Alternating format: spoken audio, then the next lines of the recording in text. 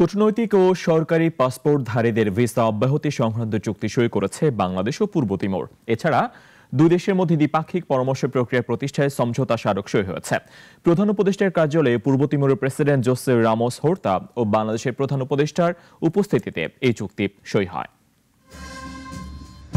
সকালে সেনাকুঞ্জে guard of honour দেয়া হয় পূর্ব তিমুরের প্রেসিডেন্ট জোসে রামোকে।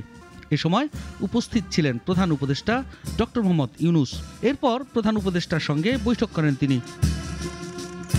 বৈঠকে দুদেশের ভিসা অব্যাহতি সংক্রান্ত চুক্তি এবং ফরেন অফিস কনসালটেশনের জন্য একটি সমঝোতা স্মারক স্বাক্ষর হয়।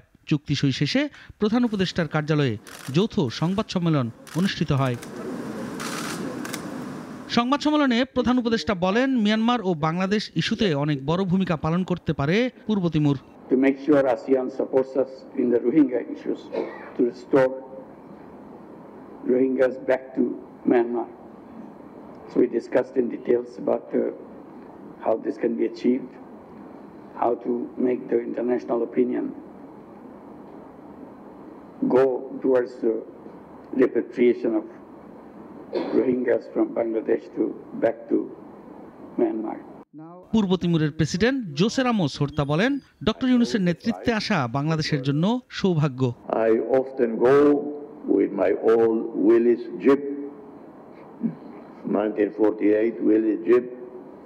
I buy off the stores to deliver to some poor families myself. And so I remember $11 for 25 kilos. 16 December বিজয় দিবসে বাংলাদেশের মুক্তিযুদ্ধের বীরদের প্রতি শ্রদ্ধা জানাতে সাভারে জাতীয় শহীদ স্মৃতিসৌধ পরিদর্শন করবেন রামোস হোর্তা। একই দিন বঙ্গভবনে বাংলাদেশের রাষ্ট্রপতি মোহাম্মদ শাহাবুদ্দিনের সঙ্গে সাক্ষাৎ করবেন তিমুর লেস্তোর প্রেসিডেন্ট। সাইফুল শাহিন, নাগরিক, Dhaka. Million offer Walton fridge কিনে পেতে পারেন 20 লক্ষ টাকা, রয়েছে কোটি কোটি টাকার নিশ্চিত উপহার।